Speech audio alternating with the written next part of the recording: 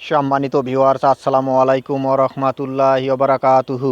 আশা করি সবাই আল্লাহর অশেষ রহমতে ভালো আছেন, সুস্থ আছেন। এই চ্যানেলে আর একটি নতুন গুরুত্বপূর্ণ ভিডিওতে আপনাদের সবাইকে স্বাগতম। আজকে আলোচনা করব জানুয়ারি মাসের বেতনের প্রস্তাব এখনও মন্ত্রণালয়ে পাঠায়নি মাউসি।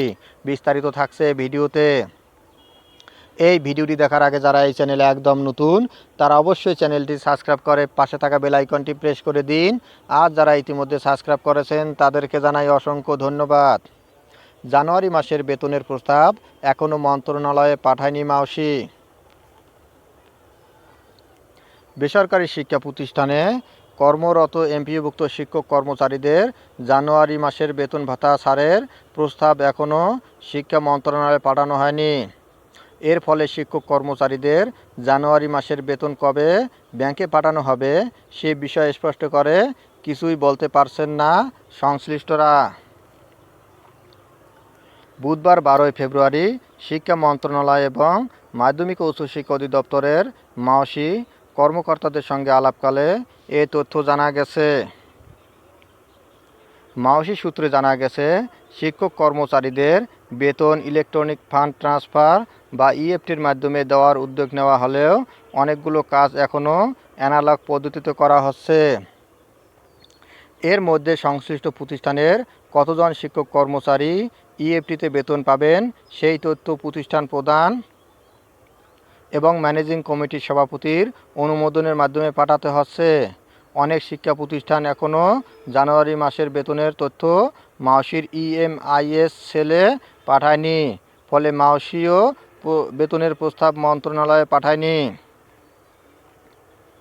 এ বিষয়ে মাওসির ফিনান্স অ্যান্ড প্রকিউরমেন্ট উইংয়ের পরিচালক গোপীনাথ পাল বলেন, অনেকগুলো সমস্যার কারণে এখনও শিক্ষক কর্মচারীদের বেতনের প্রস্তাব মন্ত্রণালয়ে পাঠানো সম্ভব হয়নি।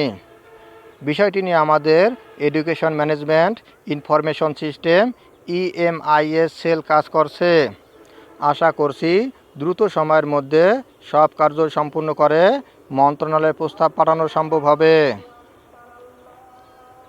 সার্বিক বিষয়ে জানতে চাইলে শিক্ষা মন্ত্রণালয়ের মাধ্যমিক ও উচ্চশিক্ষা বিভাগের উপসচিব budget লিউজা ul Jannah the daily ক্যাম্পাসকে বলেন, বেসরকারি শিক্ষক কর্মচারীদের জানুয়ারি মাসের বেতন ভাতার প্রস্তাব এখনও পায়নি। প্রস্তাবনা পাওয়ার দ্রুত সময়ের মধ্যে তা অনুমোদন করা হবে। মাওসি থেকে প্রস্তাব পাঠানোর কতদিনের মধ্যে বেতন ছাড় হতে পারে এমন প্রশ্নের জবাবে শিক্ষা মন্ত্রণালয়ের এই কর্মকর্তা আরও বলেন, এটি নির্দিষ্ট করে বলা সম্ভব নয়, কেননা মাওসি থেকে প্রস্তাব পাঠানোর পর আমাদের মন্ত্রণালয়ের উপদেষ্টার কাছে বেতন ছাড়ের অনুমোদন নিতে হয়। তবে আমরা সর্বোচ্চ গুরুত্ব দিয়ে শিক্ষক কর্মচারীদের বেতন ছাড়ের কাজ করে থাকি। কখনো কখনো এই কাজ একদিনের মধ্যে সম্পূর্ণ হয়ে যায়, আবার কোনো কর্মকর্তা অনুপস্থিত থাকলে এই প্রক্রিয়া সম্পূর্ণ করতে কয়েকদিন সময় লেগে যায়।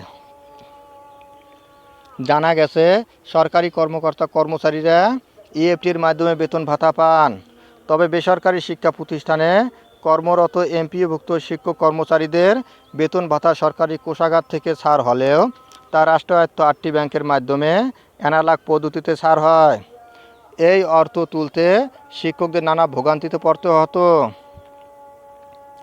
ব্যাংকগুলোর মাধ্যমে বেতন ভাতা ছাড়ের জন্য কয়েক পর্যায়ে অনুমোদন সহ সংশ্লিষ্ট কাজে অনেক ক্ষেত্রেই এমপিওভুক্ত শিক্ষকদের বেতন ভাতা পেতে দেরি হয়।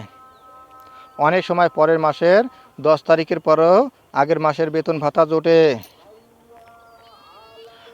এ পরিপ্রেক্ষিতে গত 5 অক্টোবর বিশ্ব শিক্ষক দিবসে ইএফটিতে বেসরকারি শিক্ষকদের এমপিওর বেতন ভাতা দেওয়ার ঘোষণা দেয় শিক্ষা মন্ত্রণালয়।